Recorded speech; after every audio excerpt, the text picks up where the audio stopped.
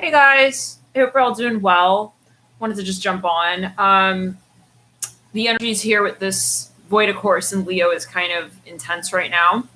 At least I'm feeling so, and I wanted to just jump on and see how you guys are feeling with this particular transit. We talked a little bit about this on members, but I felt guided to jump on here as well. And so, yeah, I hope you guys are doing well here. We went live a little earlier as well to talk some astro, and as you can tell, I'm really fucking into astrology. I don't know. It's like kind of riding like on par with like tarot. Like, kind of want to be like an astro meteorologist. I think that's the direction we're headed in. So, but anyways, yeah, it's currently void of course in Leo, and sometimes it's the particular transits that are really intense, and of course we're channeling here as well. But I wanted to jump on and see how you guys are doing. Void of course in Leo can be a little strange.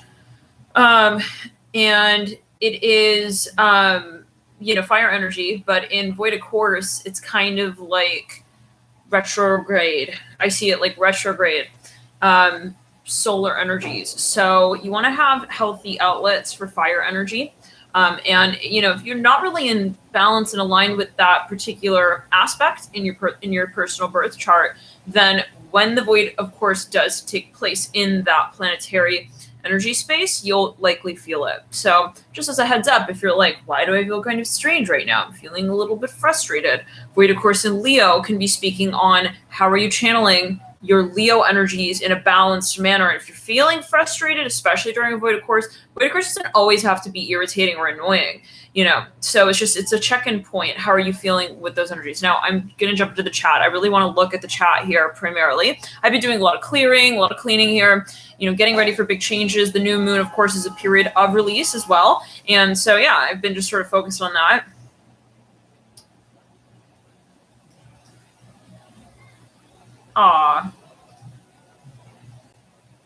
Yeah, interesting, Julie.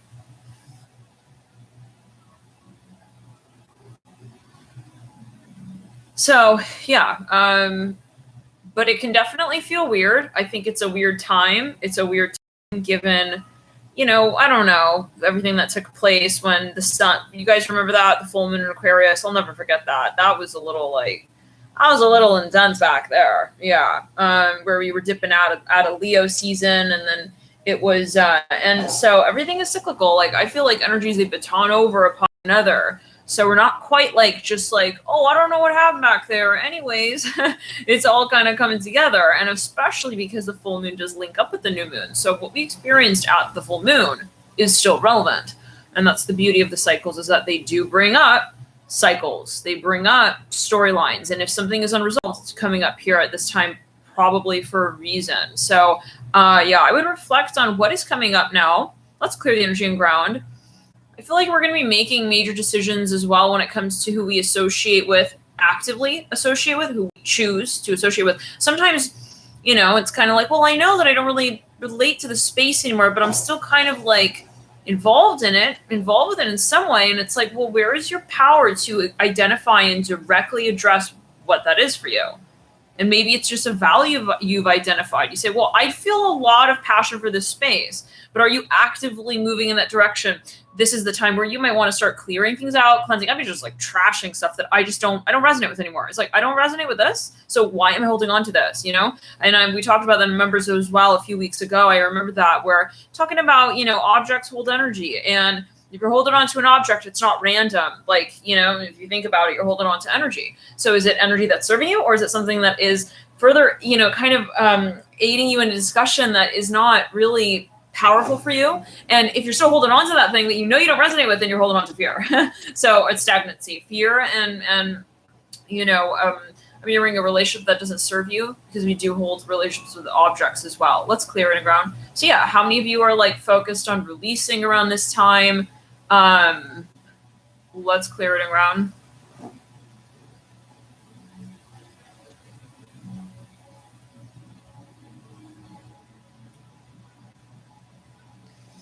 Yeah, so you'd be amazed how powerful release is. Sometimes it's not just like, I want to attract, I'm ready for this, I'm ready for that, but like, really? Then you got to release things that you don't resonate with, so that you can really tell the universe, I'm seriously ready for that. If you're still holding on to stuff that you don't really relate to, but then you're like, kind of like, you know, still thinking that you're ready for a new world, or that you're telling yourself that you want this, but you're not acting in association with that, the universe is very wise. It knows when you're like just shitting yourself. Are you still holding on to old energy, but you're saying you want new energy? Then wait. Well, hey, come on, like we got to balance it out, you know? So it is about taking action on the theories that we project. Otherwise, what is it if we're not taking action on what we feel? So it's kind of like mind, body, soul. We have to be in complete sort of form with what our vision is, truly. Anything else, you know, would be, yeah, so just kind of passive. And yeah, so stagnant. Yeah, right, Pumpkinhead, right. Cleaning mirrors, clearing stuff out. It's like the little things as well. It's a beautiful time. Make use of this Mars and Virgo energy with, you know, the sun and Virgo and, you know, these things, because we're getting down to little details, things that maybe we glazed over. But I see like this strong Cancer energy, and it probably is the new moon. The new moon, we're hitting that accent, and the moon is a very strong focus here, which is that feminine sort of the, sorry, what? Gloria Miller? I mean, you're just a tentacle at this point, right? So let's just like remove and hide. But see, okay, like, and everything. So if something is still appearing in your world, right? If something is still appearing in your world, then there's a reason for this. So it's not really about getting frustrated or, you know, everything is meaningful. So it's like, let's just say it like this. If you keep stubbing your toe on something, right? If you keep stubbing your toe on something that's sitting in the middle of the room, it's like, well, maybe it's not about that thing and about why you keep doing that, but about what it is, what it represents, and what it's doing in your world still. So everything that manifests physically is a form of consciousness, just like Gloria. It's a form of consciousness. And so we have to address it directly with ourselves, right, on an energetic level first, so that we understand what exactly we are experiencing. Because nothing is random. It's kind of like a symptom. Like Gloria right now is a symptom. It's like a tentacle. So we have to address it and say, well, what is that exactly? What does it represent? So she sacrificed herself to basically share a message with me that was actually really critical for my higher self and the relationship that I hold with my higher self. Everything is meaningful. So instead of getting frustrated, that's why I believe even if you're experiencing something physical, actually, and you're like, I don't like where I'm at physically. Is it about just popping some pill and, you know, feeling so-called better immediately? No, we have to look at the deeper meaning, okay? The root of why certain things are happening. So it encourages us to be brave, yes, and not also just kind of glaze over the details, is the beauty of Virgo, right? You'd be amazed. I got a lot of interesting emails and text messages and yada yads from a lot of different people who literally are like, yeah, gaslighting and so on. You would be amazed. But the thing is that you have to address why you are still aligning with some frequency of, okay, a message. It's like, well, I don't resonate with that, but I'm still kind of letting it through. Like, I don't want to be mean to so-and-so. It's like, so like, it's like, well, then do you expect yourself not to stub your toe on something that's literally so strategically placed in the room, okay, that is just not working for you, clearly.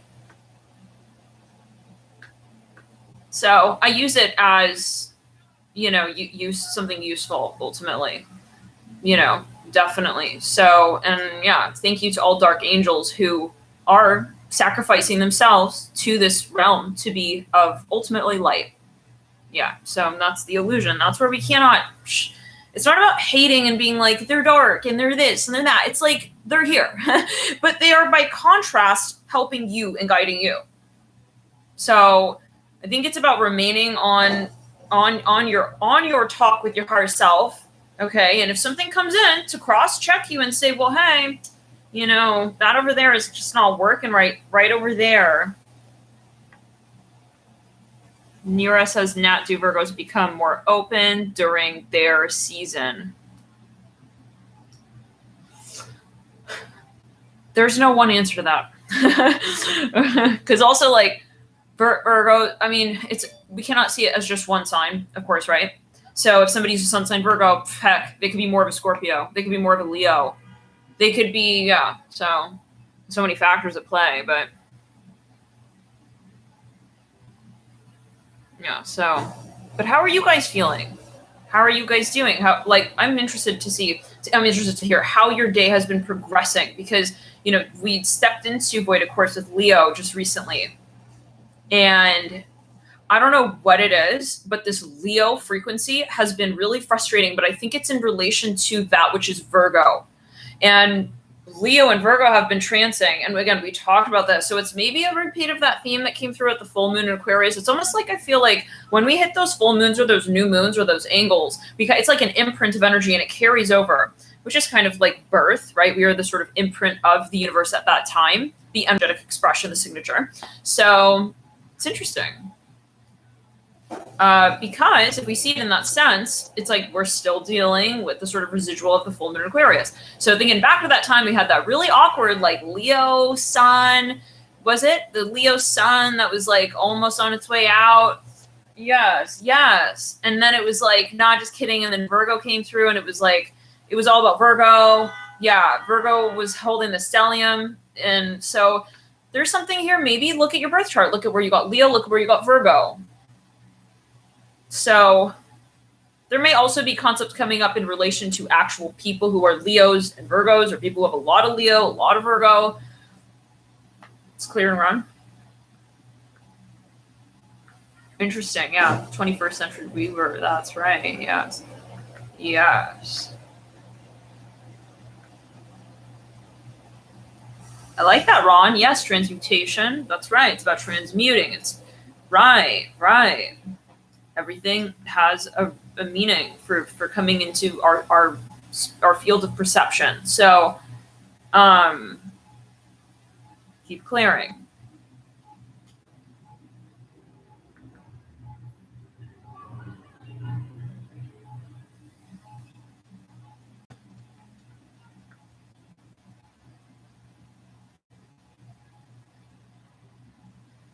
Just reading these comments.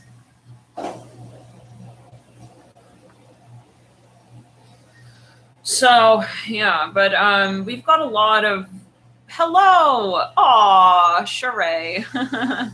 Hi. Sheree you have your Mars in Virgo. How is it feeling for you? Mars return. Those of you who have a Mars in Virgo, this is a Mars return. Let's clear around.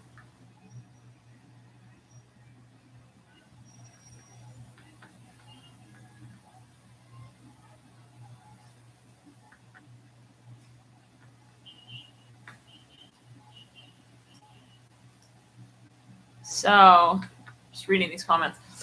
So yeah, but it's going to get interesting, you guys. We have like a few more hours, and then the moon will be technically direct in Virgo, and we will see then. We will see then how these energies will progress. It's minute by minute with the moon.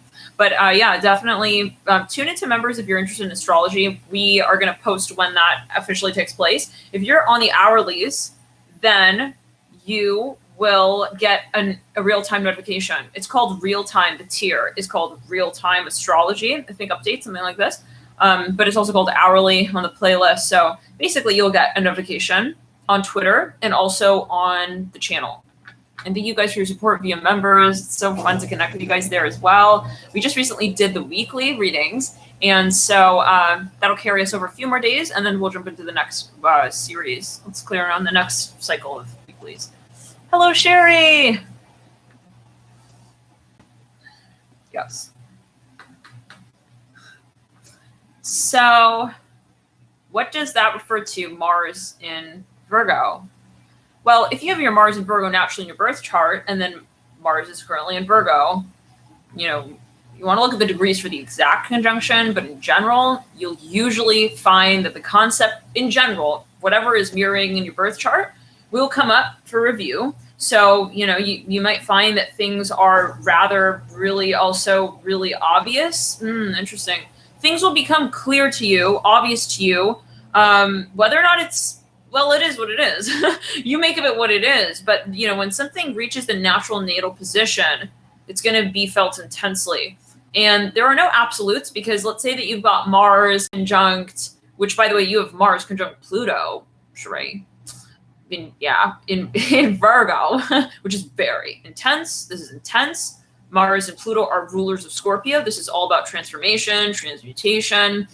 It can be, but it's going to be different for everybody. Like if you've got Mars in Virgo, but in the house placement also matters and such. But if you've got Mars in Virgo, and if it's on a cusp or an angle, that's going to also be, that'll steer the direction in another path. But if you have, let's say, Mars conjunct Saturn, and then you've got your Mars return, that's going to bring up not only Mars, but also Saturn and the relationship of that energy for you. It always depends how you're channeling that energy, though, as well. But in a general sense, you'll just feel that energy rather strongly, and there will be epiphanies maybe that you have in relation to that. You'll have some sort of epiphanies or things of things clearing up or clarity. It's sort of like it makes a full sort of cycle, right? When Mars goes through the whole sort of zodiac.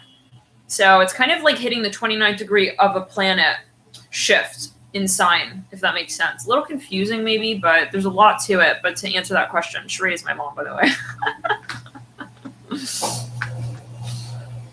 Can I put you on blast, Mom? Sun sign Cancer, moon in Cancer. Oh no, where's the curtain? Yeah, very intuitive. So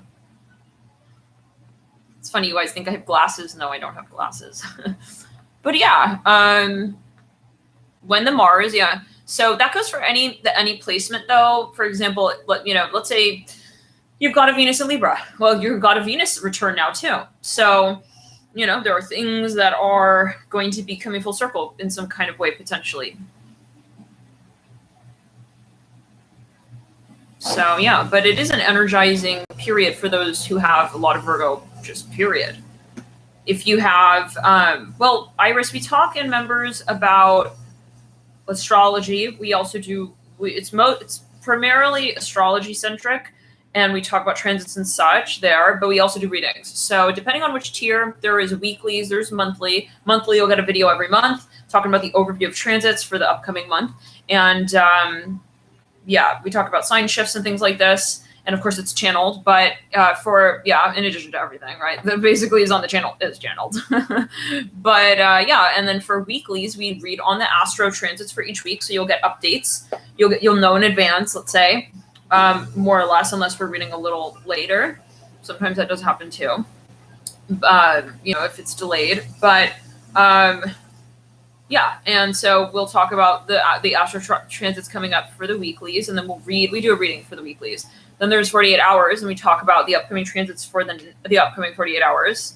And then we have a new tier, which is just recently added, and it is the hourlies, the real time. So we talk more about the moon cycle there. We get into the nitty gritties with the moon cycle. Like I said, I would really focus on the moon. If you had to choose one thing absolutely to focus on, I would choose the moon. Yeah. And it's the most vacillating luminary. It is active. The moon is active. She is not passive.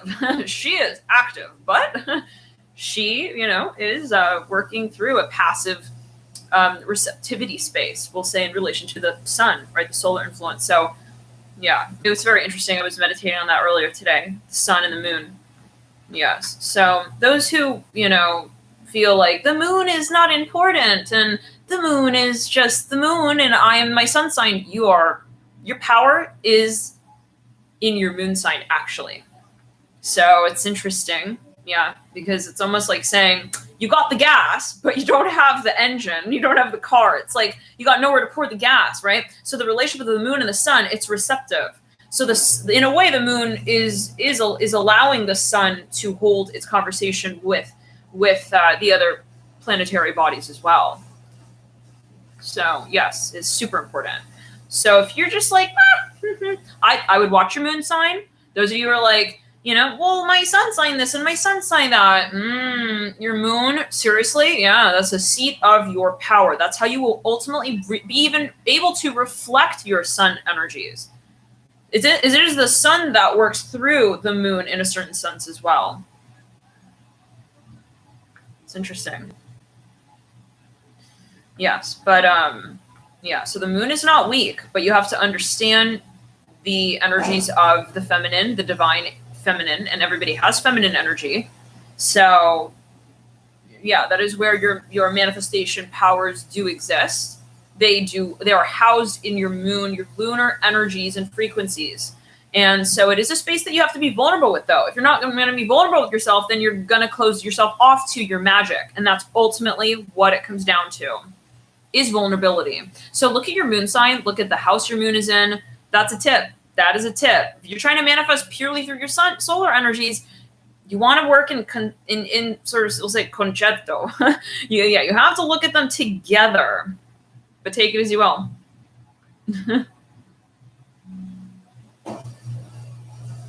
Let me go in the chat really quickly. It's clearing on.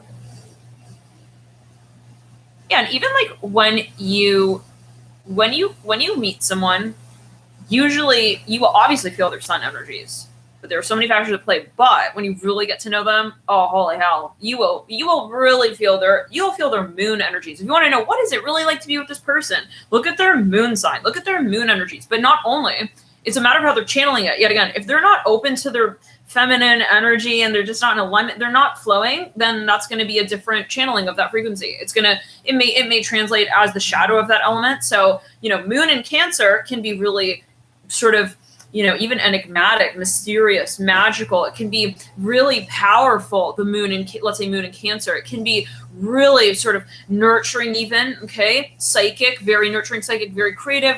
But the shadow of Cancer is that it can be very needy, and it can be kind of paranoid. It can be kind of chaotic. It can be kind of, disconnected, even at the end of the day, ironically enough, right? So it's about the higher spectrum, we'll say, of that element when it comes to what we're also looking to manifest. Like you want to make sure that you are channeling your high vibration lunar frequency. So look at the moon sign and ask yourself, if you really want to know, am I in the seat of manifestation here? Look at your moon sign and say, what are the high vibration qualities of the sign?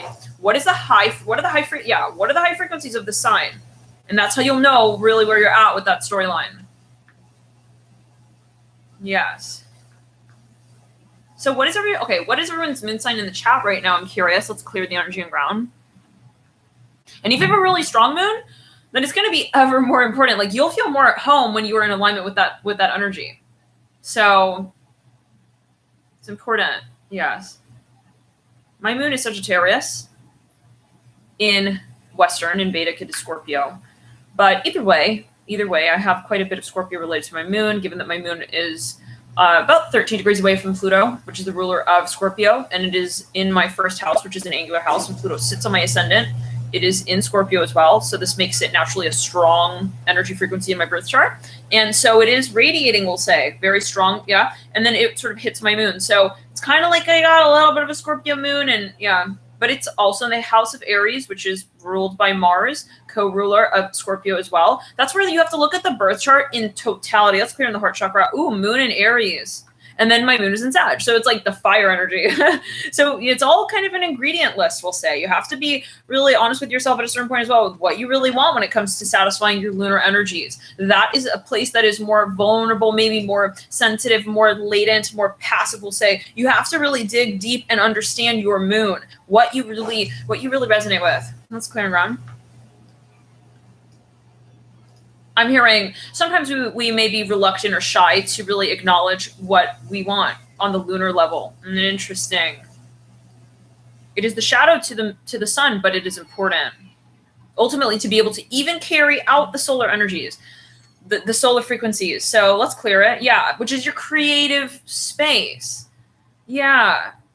And this can be mirrored in your relationships as well, or just how you present yourself and project yourself publicly. It's like, am I feeling like I need to be overly expressive of my solar frequency, my divine masculine energy, which is not, negative, but it is a matter of balance, right? Hence the cycles of the sun and the moon. Is this interesting? Or is this like... Well, I'm having fun anyways. Listen, I love astrology. And yeah, moon and Sag, this is where I feel like I'm pretty much at home, right? For me personally, I love philosophy and applying it to matters of metaphysics. So find it interesting. Yeah, because it's just really hard to just look at energy and just be like, what's going on? We have to really kind of understand it, like from the contextual standpoint. This comes down to you understanding yourself contextually, right? So if something's coming up rando, it's not just that thing. It's like not just that person. If you're even dating someone, it's not, and you're having issues with them, it's not that person, it's not that thing. It's how it is reflected. It's reflecting you in, I see it as your birth chart. So always look at your synastry as well. Always look at what's going on in your personal birth chart as well, though. So I'll give you an example. Let's say you're dating a Leo, okay? Let's say they're a sun sign. Let's say that they've got, for the sake of making it simple, let's say they've got like, let's say they've got 3 planets in Leo. Let's say they've got, you know, maybe a stellium in Leo and a stellium in Scorpio. A lot of Scorpio, a lot of Leo. Let's say you're having issues with this person, okay? What it ultimately comes at, it's an energy. So you look at your birth chart and say, well, what is it that I am doing in relation to those frequencies that is in my power, in my light? Because it's sort of like, right, we're all teachers to one another. So that's, I see it in that space. Look at your birth chart. Where do I have Leo? What's going on with my sun? Which is the ruler of Leo? What's going on with my 5th house? What's going on with my fire energy in general? But yeah, this is more like elementally as well by archetype. So yeah, but we'll hopefully get into this, you know, as well at another point. If someone's triggering your yod, oh my God, that is also going to be felt. It's going to be important. Definitely look at South Node contacts as well. This is just coming through. So these could be particular messages. Those of you who are kind of, you feel like you're orbiting and spiraling out with a certain connection, look at your South Node, especially because we're going through a really karmic times here right now. And, you know, Mercury will be added to that list on September 6th. So you want to look at, we're going to have about almost every planet in retrograde. Mercury's in pre-shadow. I still count it. Take it as you will. But yeah, I find that it is imperative to look at the retrogrades as well, because it's like, that's kind of the syllabus. We're looking back at things. We're looking at things that, you know, it's kind of a boiling point even. We'll say, what is it that we need to really take a look at? You know, when we're in direct mode, it's kind of like the energy is just active, where it's more actually passive. Interesting. And then when we go retro, it's as if it's more, it almost comes forth as a more active question of, okay, so now what are we going to do with this? So it's really actually important. It's actually, I see it as not passive when we have retros. It's more active, things coming up that we have to address, that we've just been kind of like, la, la, la, going on in the backdrop. I don't know if this is a bit abstract, but yeah, I feel like Spirit wants to bring this as a focus. Retrogrades are not random times where we're like, all right, gonna kick back, do nothing. It's like, it's gonna be a moment of clearing, of actively addressing things. And ultimately, when we do that, then we can move forward, right? When the planets are direct, but more with greater foresight. I'm hearing that as well. And lighter, I'm hearing clearer, yeah. So, but beyond that, it's important to look to see if you've got South nodes that are getting activated in synastry, composite, you know, Davidson, whatever it is as well, however you work with synastry. Let's play around, yeah. But also with your personal birth chart. And also, right, when it comes to reflection. So if somebody is hitting on a South node, pull for you, then that's going to be something that you want to know. I think you want to know if someone is hitting on a South node contact for you, because so my philosophy with this is that, well, so let's give an example. Let's say you're dating Herman. Herman has 5 planets on your South node. Okay, let's say that he brings his sun, his moon, his ego. I'll take it as well. Let's say he's a Leo, sun, moon, and rising. Frick. Let's say he brings his whole stellium to your South node. Well, Herman's going to be asking you questions about the past in a big way. And you're going to feel that things are like I find that when I meet people who hit my South node, it's almost like it's a dragging force. It brings you to, but it doesn't mean that it's not meaningful. Okay. It's not like we got to trash Herman, but you want to see everything in balance. And is he bringing stuff to your North node? What is he doing to your North node? Is he just squaring your North node, opposing your North node? What's going on with that? So it's important to know. I say you want to look at everything all together. Of course, there are no absolutes. Look at this overall, right, sort of storyline of a birth chart, and you'll get a picture. It's like, oh, he's just like slamming on my South node. He's bringing, especially if they're bringing really harsh planets to your South node. I'm not too sure about that, but you always take it as you will. Let's clear it and ground.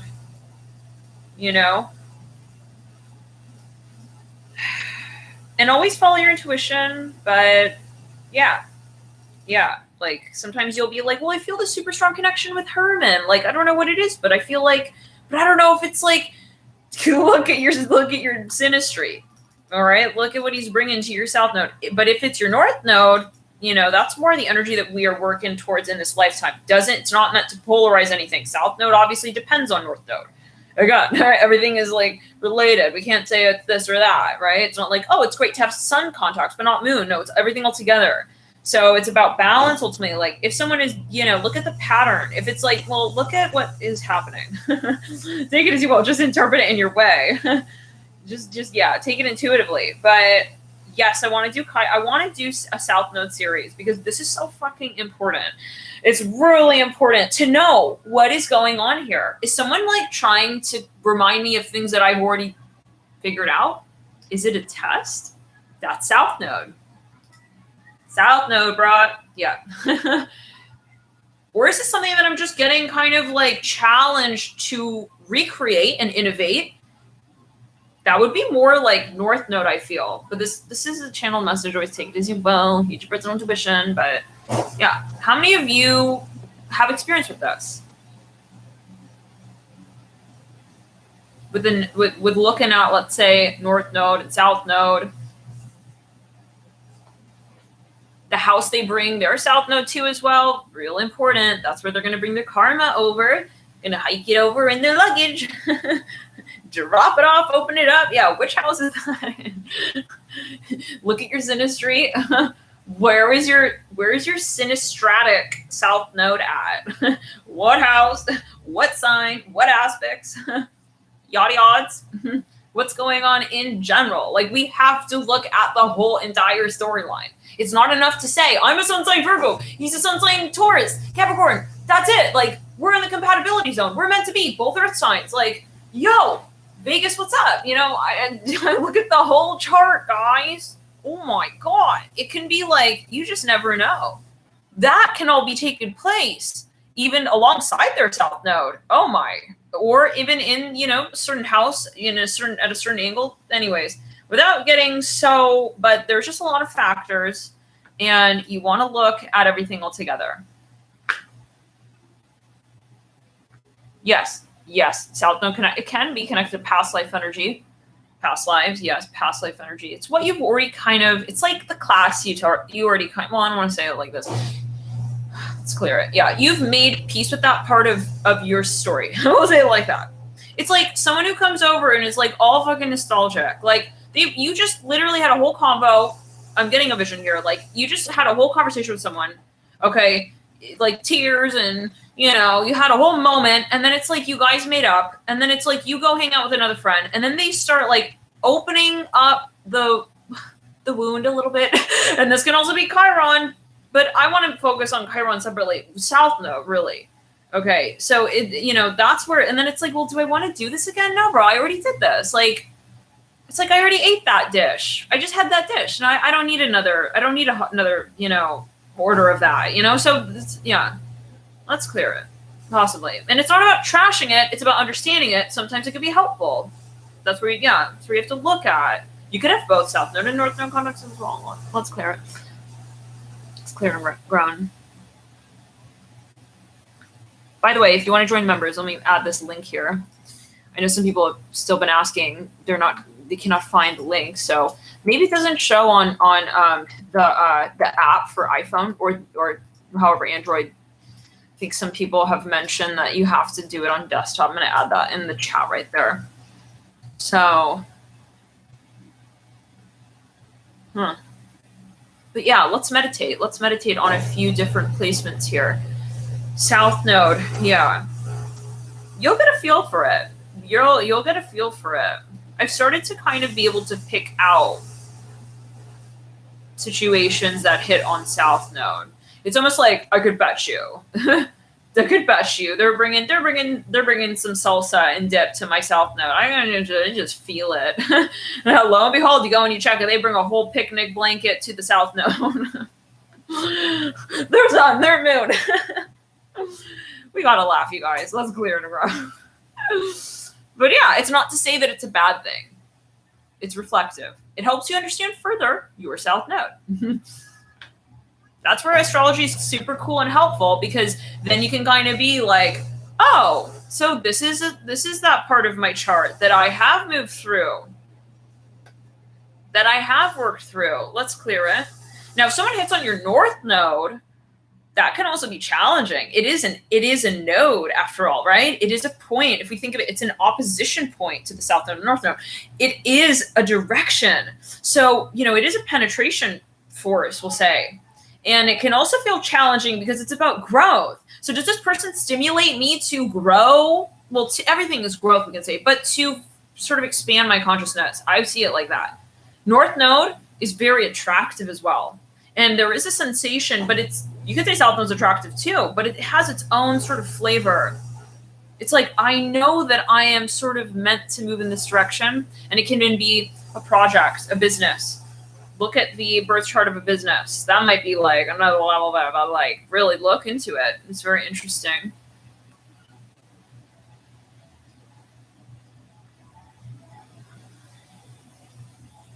Zero degree is critical, Alkaline Annie. So 0 degrees that's like real important. That's an energy that you'll likely feel if you've got a personal planet at 0 degrees. You'll really want to look at what that energy is and make sure that it's also in alignment, because it can be kind of like unwieldy, kind of, it's like fool energy in the tarot, like Uranian energy. It's like somebody just arriving to a party. It's like they don't really know what to do, where to go, but that's not a negative thing. But it will feel like something that you are to create with. It's almost like, I feel like I need to do something with this. It can feel important. It's critical. It's literally called a critical degree. If something is at zenith, yeah, it's a critical degree. Something that you want to pay attention to. Yeah. Let's clear it.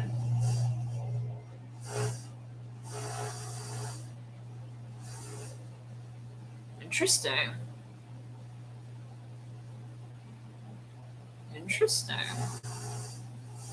Anybody have a 29 degree planet? This is an advanced degree.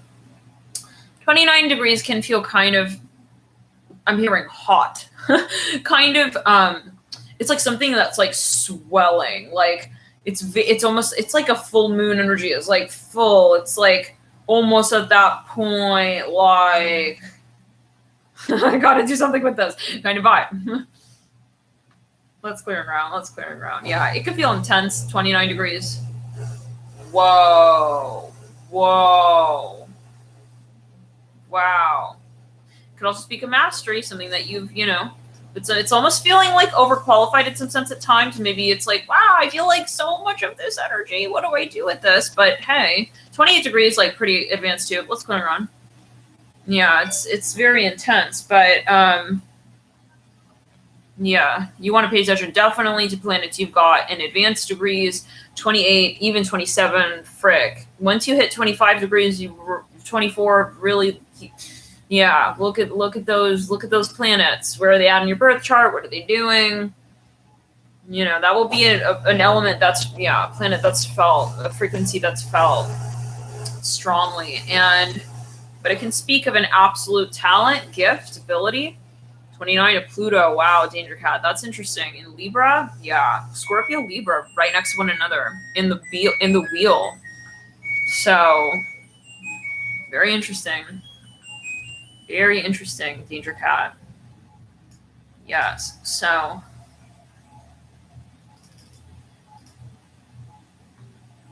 yeah. Oh, interesting.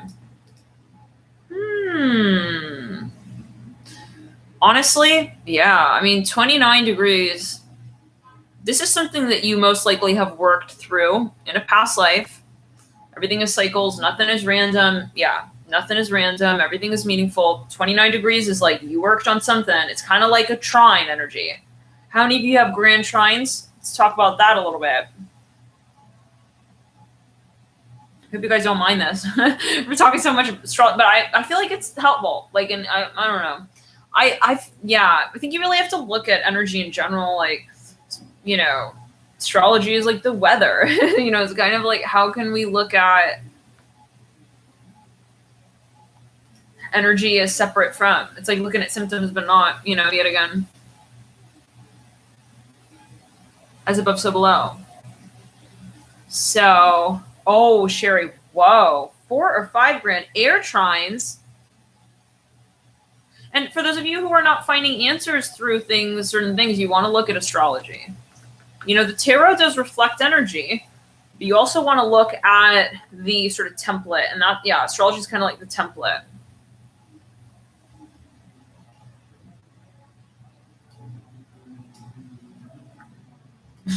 Lovely human. Nothing but a human, just a human.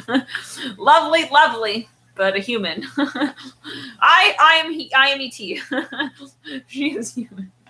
Have you ever considered creative writing, Danger Cat? I just get that vibe here with you. Animation, even something. But yeah, it's interesting.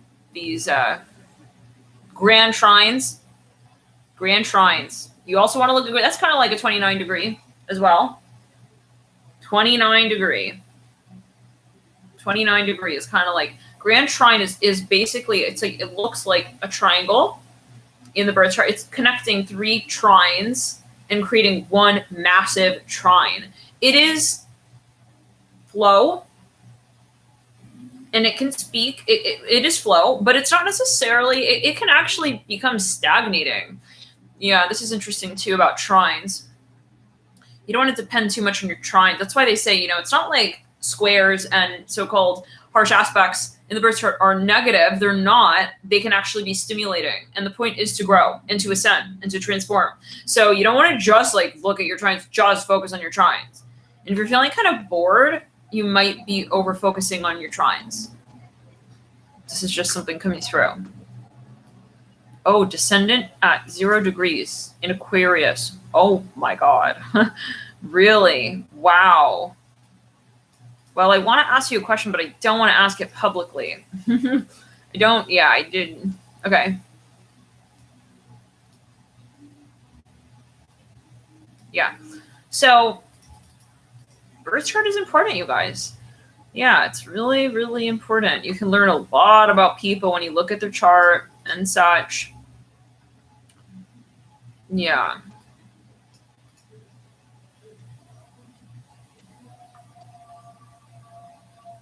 We'll say, that could be a very selfless energy. If you've got Neptune on the descendant, who's got Neptune on the descendant? Let's clear it around. That can be very challenging and tricky. Like, I feel like people take advantage of me. What's going on? I'm always like in fantasy land, like with where, let's clear around where you are giving, and descendant is where you have the shadow to your ascendant. Ascendant is what you project. It's a projected space. Descendant is the opposing point to that. If someone's bringing a harsh planet to your descendant, I would be aware. Let's say they're bringing Pluto to your descendant. That's like kind of what they're doing behind your back. I'm seeing this here. Take it as you will. Someone's bringing, let's just make an example. If somebody's bringing Pluto with a fucking south node, okay, to your descendant, I would be aware of that. Especially if it is on the 6th house cusp side of the descendant, riding in from the back side, okay, of your descendant, getting real close to your descendant. I would be aware of that.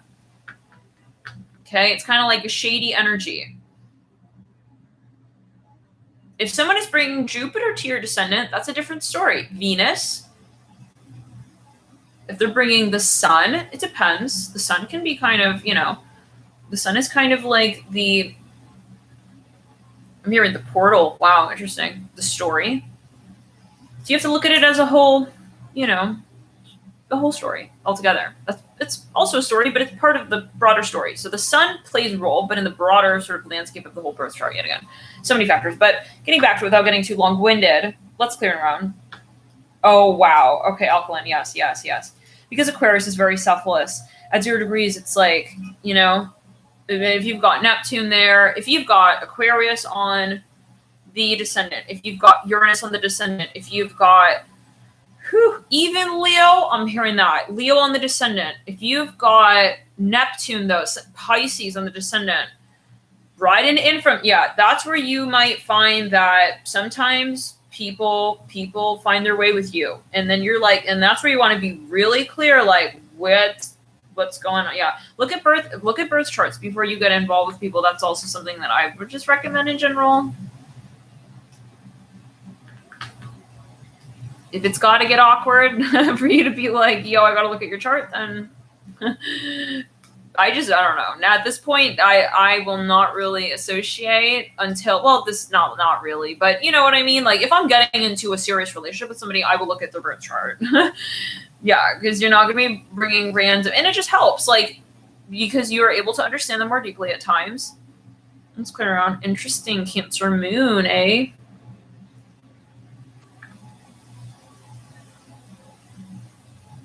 And, you know, it's not to say that that it will answer things for you looking at a birth chart, but it may quantify things that you already feel. Because I feel that on some level, we all know. And the more you meditate and the more in alignment, let's say you are in the flow state, the more you'll be able to tap into and feel. You might even be able to read someone's planetary placements without knowing their birth chart as well. So, but that's where you want to really meditate. And that's really, I guess, what we call the flow state anyway. So you know when you're in the flow or not. But I like to look at the birth chart, and it can really help when it comes to friends, family, and, you know, even, businesses and places. Look at the birth chart of a country, for God's sakes. You know, everything has its energetic signature, sort of dispatch energy, where it was, you know, founded. Let me look at the birth chart and stop talking for a second. At the birth chart, at the comments. Let's clear it around. That's right, Pumpkinhead. Says, right, not just another person. Exactly. It's not just a person. It's energy. It's a lesson. It's an experience. So, yeah. It's like, are you bringing a fucking hammer to my Chiron? Hold on a second. What's in your luggage, bro? We're going to be going on vacation together? Like, you know what I'm saying? Like, Chiron is very sensitive. IC is, if someone brings planets to your IC, I would be very, very careful. This is, you want to really understand. And it's not just a synastry, it's them as well within their own space and their own context. And even it's beyond that. It's not just that person with their birth chart, it's how they are channeling that energy. You could have two people with the same birth chart. It comes down to how they're channeling that frequency. Again, hence higher frequency, because it is, the higher frequency. It is about your consciousness there, how you are consciously channeling that frequency. So you have a high vibing Leo, or, you know, Leo can be very gracious. It can be, you know, it can be, it can be very open. It can be very loving, but it can also be domineering. It can be kind of egocentric as well, energy. So that's where you want to come down to it and really understand where that person is at in their journey. Are they consciously channeling their frequencies? Are they? And then you can, take it to the synastry. Like, okay, now knowing what this energy signature is and how this person is channeling it, what are they? Let's clear it around. What are they relating to with me? Me with me. If you had to do one thing, I would circle it back to your astrological relationship with a person. Always. If you had to choose between tarot and astrology, I say that astrology is indispensable.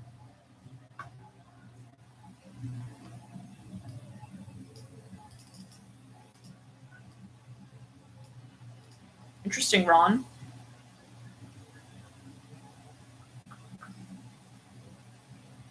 Interesting. Yeah, so it's like, frick, no. If someone's bringing planets to your, it's like a little story. So here comes Martin. He's bringing his south node to my IC. You know, what is he going to be doing there with that? What's his intention? But it comes down to you holding direction with that space as well and saying, I'm aware of what this is, and I make the choice to not get involved in that. Let's clear it. You guys give me an aspect. Someone give me an aspect.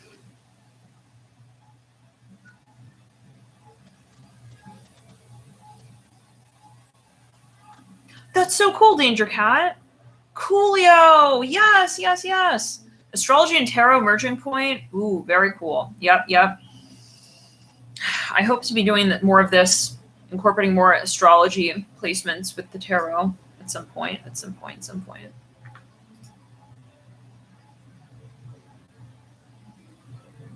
Let's do a sinistry aspect. Carl brings his I'm hearing mama's boy mentality to my south node. I don't know. Love it. Light. But let's do an aspect. Like a sinistry aspect. Let's clear it.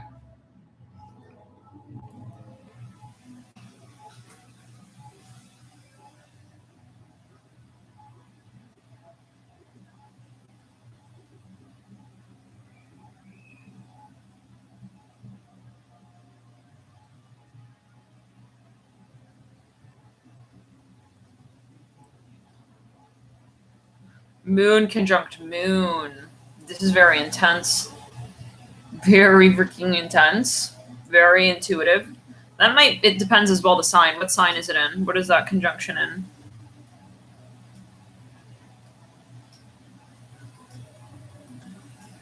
And yes, so like, let's say, okay, Kevin brings his vertex to my north node.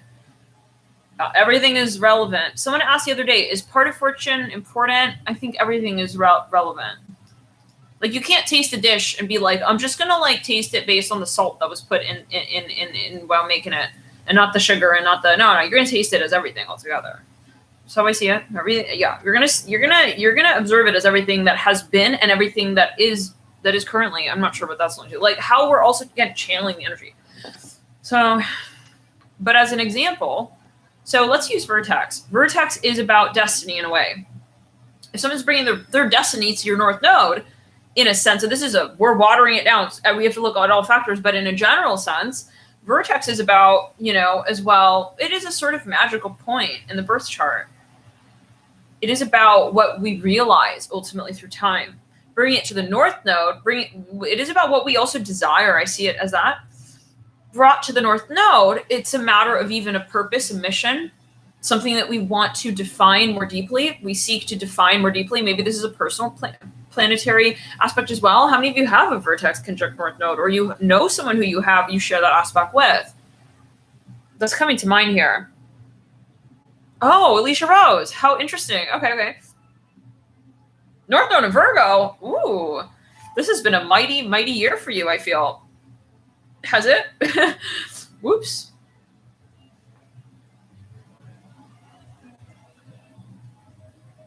Vertex. Wow.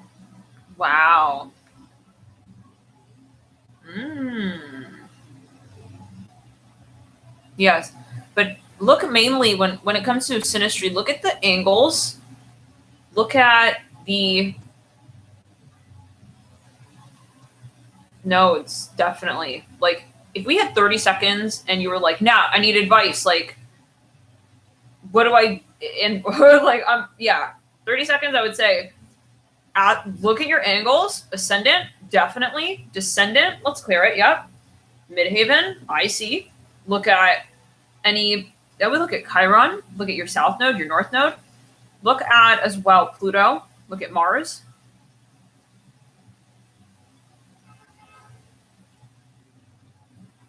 Saturn as well, yeah. But, yeah, let's clear it. Yeah, but what's interesting is also when someone brings planets to your 12th house. Let's use this example. How many of you have dated someone who brought planets to your 12th house? Or where you've got planets in the 12th, like even a stellium. I've had experience with this placement, but I want to hear what you guys think.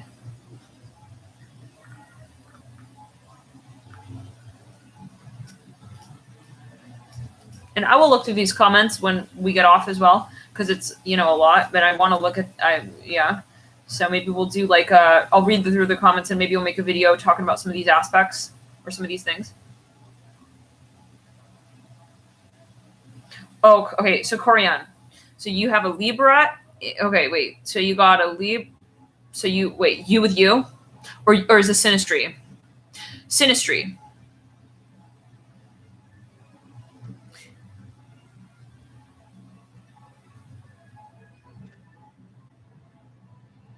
So, or okay, Nelly. Let's make an example. Let's say you're dating Homer. Okay. Homer is, let's say, a sun sign Leo. Let's say that in your birth chart, when you look at your birth chart, you have Leo in your 12th house, okay? Let's say you're a rising Leo. Let's say that you have some of that Leo as well. Let's say you're Leo 15 degrees ascendant. You bring, let's say you bring, let's do this example. Let's say that you go halfway. You have 15 degrees of Leo in your 12th house, and then you have it hit on that ascendant. Okay, so let's say you have some of that Leo energy. Let's say Homer is a sun sign Leo at 7 degrees. He's going to bring his sun in Leo at 7 degrees to your 12th house. Does that make sense? Let's clear it around. It's like a pie. It's like a slice of pie. Let's draw it out.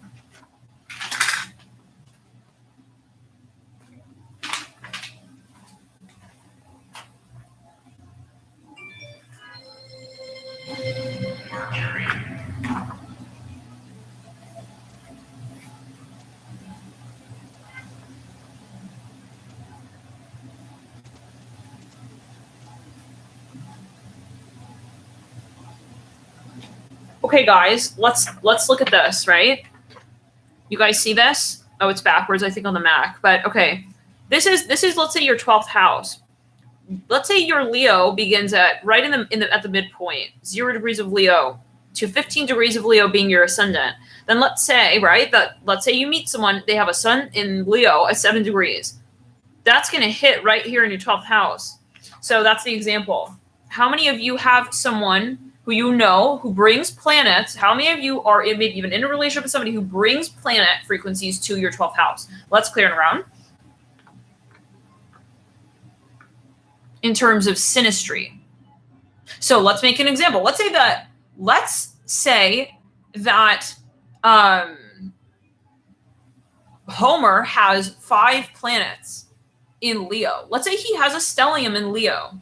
Maybe it's his sun, his moon, let's say it's also his rising sign. Let's say it's all at 7 degrees. This is pretty rare, but it's all what you make it. Sun, moon, rising. Let's say his Venus as well. Let's say his Mars, Mercury. Okay, all right. Let's say he brings it to your 12th house. Then he brings 5 planets to your 12th, for example, in Leo. So how many of you know, again, someone or have a synastry relationship with someone who brings a number of planets to your 12th house? Let's clear around. Hopefully this makes sense.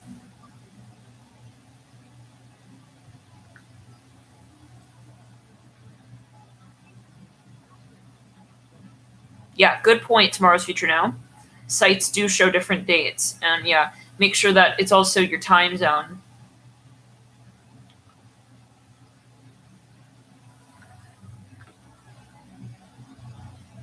Nelly says, I know someone who brings the same planets to my 12th, meaning they bring their sun, their moon, their Venus. Is it in Leo? Just curious.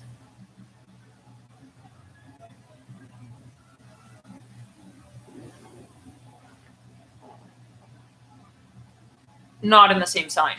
Yeah. Still holds. Any planets and any signs to the 12th. In Gemini. Interesting. Okay, so they bring their sun. And so if you want to share, because I think it's really fascinating to learn by way of example, how is it that this connection is felt? Because the 12th house is that point of it's almost like it's like a layover energy. Okay, when someone brings planets to your 12th house, it can feel kind of elusive. But I want to use this example because that axis of Pisces, which is the ruler of 12th house, is on one hand it can be felt at, how do we say, I want to say it in the sense of saying that it doesn't have to be necessarily, okay, aspects can have a range of ways in which they are felt. So for example, someone bringing planets to your 12th house, they say it can feel kind of elusive, okay, but it can also be quite, what is Pisces? Spiritual. right? In the higher expression and form of Pisces. Dreamy, creative, mystical, magical, but it can also be, right, over romanticized. Neptunian, kind of. Neptune conjunct the moon. Whoa, that's interesting.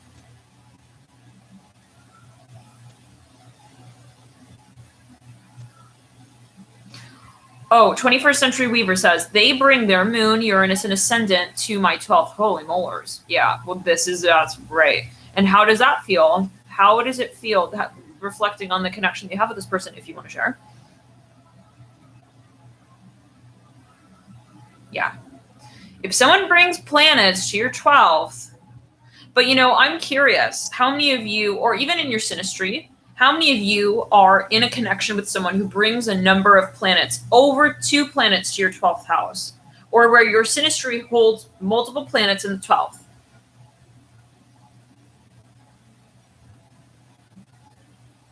It can be a very challenging connection because there's going to be a lot of transcending,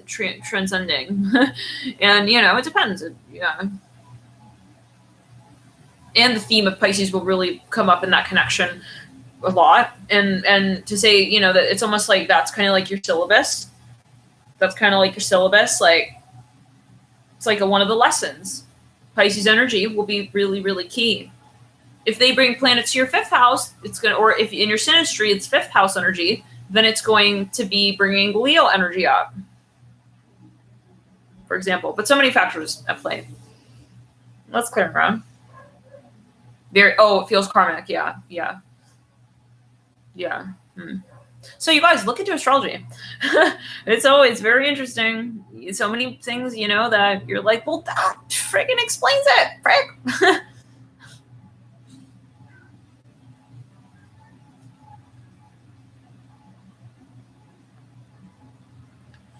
I don't know, like South Node can sometimes feel disempowering a little bit even, it's kind of like shadow. It's like,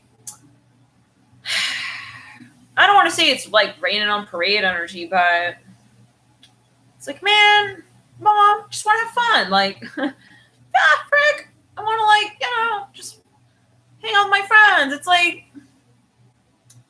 I don't know.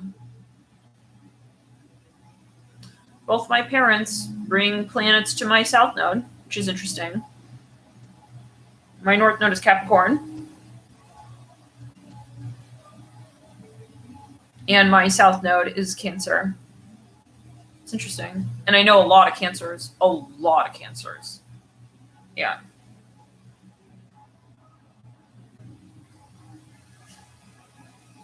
That's not what all the tears for.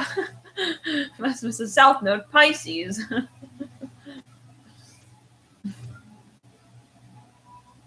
hearing that song, Pieces of Me. Pieces of me. Pieces of me. By Ashley Simpson.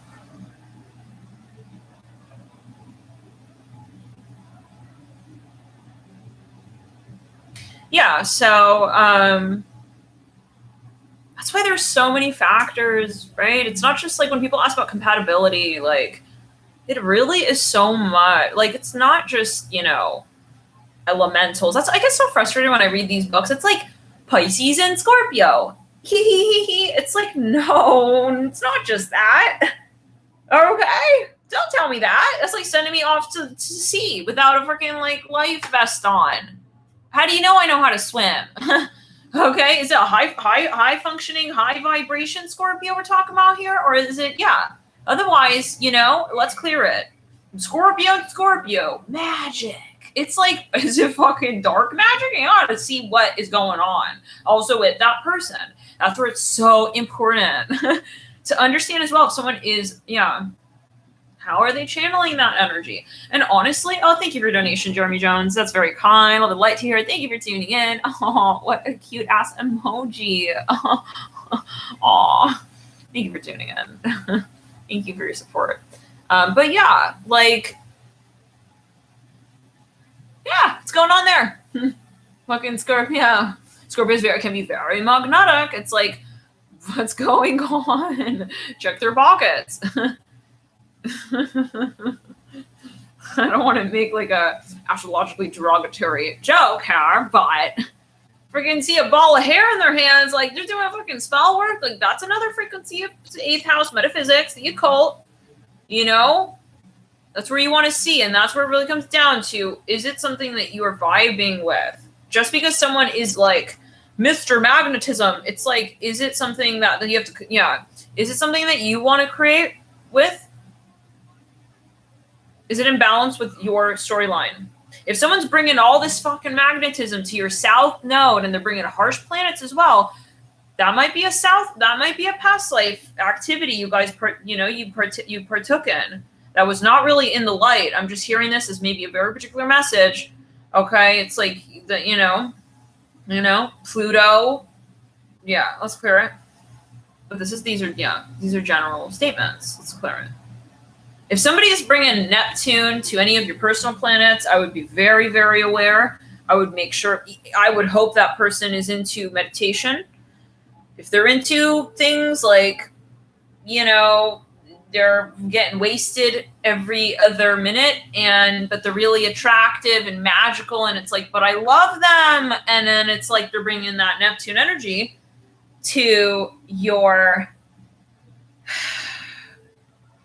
son. It's like, why is he fucking ruining my reputation? I'm hearing this. It's like, you have to actually imagine it. Like, let's say, well, you don't have to, but let's say if they bring that energy to you, literally. So it's like, is it a high frequency Neptune? Are they bringing transcendence and creativity and, the magic of unity consciousness? Or are they bringing this lower frequency of Neptune's illusion, drugs that are not in alignment with the frequency plane of your passion and the potential as they meet as one, where you're not like being overtaken and out of control, let's clear, or overpowered. So that's where you want to really look at what is going on with that person, with themselves. Neptune to your moon. It's very beautiful, but mesmerizing. I thought you said mesmerizing. Mesmerizing, yeah. Let's clear it. It can be mesmerizing. It's like, why does he look like a diamond in my eyes? It's like,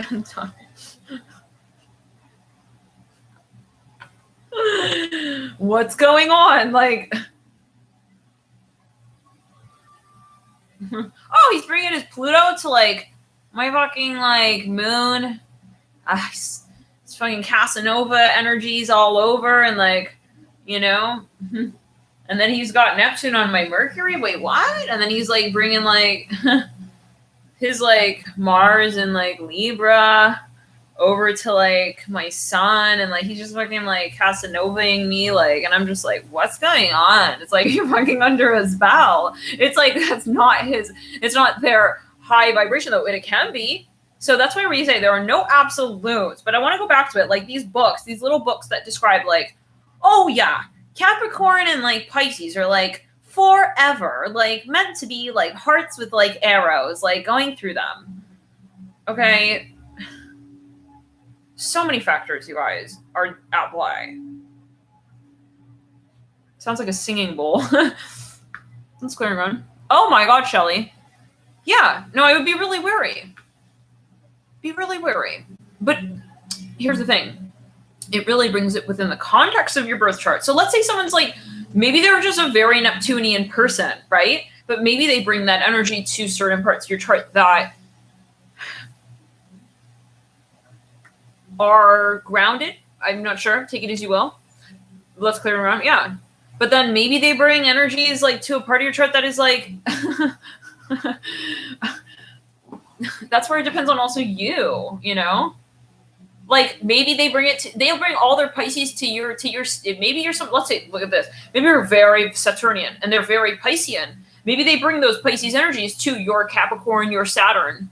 Okay. This can be actually a match made of fucking heaven. But if that person who is, maybe teach each other the lessons, for example, okay, that's where the complementary, the triggers and the tension can possibly be helpful. This is a general video though, of course, but if that person is very Neptunian, that's why maybe people feel differently about everyone, right? Like someone who's very Neptunian, if they're going to go hang out with someone else who's very, lunar, they have a lot of, let's say, Cancer energies. Well, they're going to be floating down the river, like possibly if it's not in the higher consciousness, that, they're going to feel random. They're going to feel like, fuck, I thought you had the passport. No, I thought you had the passport. It's like, they're going to be kind of in that too much water energy, possibly, for example. So that's why everyone has different, reactions ultimately. So you guys, thank you for tuning in. And love and light to you.